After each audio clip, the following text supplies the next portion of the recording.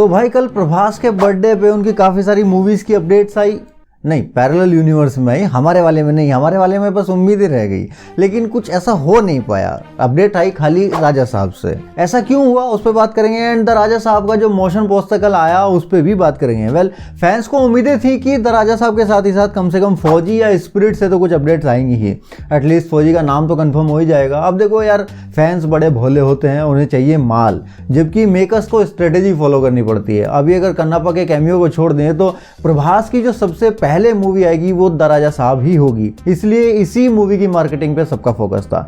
अगर वांगा साहब चाहते तो स्प्लिट से कुछ अनाउंस कर सकते थे, लेकिन अगर वो अनाउंस कर देते तो फोकस शिफ्ट हो जाता। जहां तक मुझे लगता है इसी रीजन की वजह से राजा साहब के अलावा किसी भी मूवी से कोई अपडेट नहीं आई। खैर, अब आते हैं राजा साहब के मोशन पोस्टर पे। तो बहुत से लोगों का कल ये भी डीएम आया मुझे इंस्टा पे कि प्रेम भाई, मोशन पोस्टर की 2 मिनट की वीडियो आई है पूरी यूट्यूब पे, उसका ब्रेकडाउन चाहिए। तो सबसे पहले तो मैं बता दूं कि भाई जो 2 मिनट का कल माल आया हमने देखा, उसमें मूवी में जो हमें देखने को मिलने वाला है वो मोस्ट प्रोबेबली सिर्फ ये लास्ट वाला सीन होगा। बाकी पूरी वीडियो जो थी वो एक प्रमोशनल वीडियो थी, उसमें ब्रेकडाउन करने जैसा कुछ था नहीं। वेल, बात करें सबसे पहले अगर प्रभास के इस लुक की, तो मैं सच बोल रहा हूँ, मेरे लिए काफी अनएक्सपेक्टेड था। मतलब सीरियसली सोचो, जब पहले हमने ये पोस्टर देखे हुए थे राजा साहब के, एंड फिर परसों जब ये वाला लुक देखा था प्रभास का, तो सबने यही सोचा था कि ये लुक रहेगा प्रभास का मूवी में। एंड मूवी एक ठीक ठाक बजट के साथ आएगी, एंड जोंडा के हिसाब से ठीक ठाक हाइप के साथ ठीक ठाक कलेक्शन भी कर लेगी। मतलब ऐसा मोस्टली जनता सोच रही होगी।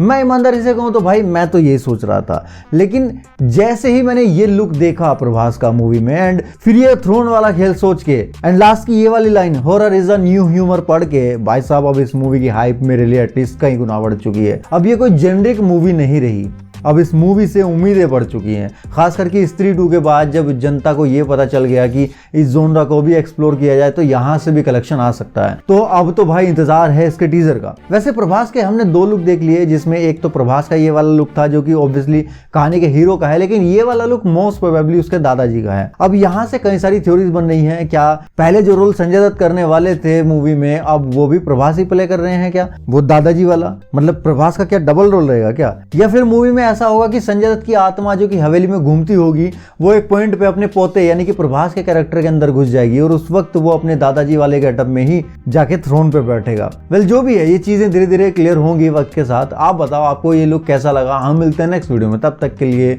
सायोनारा।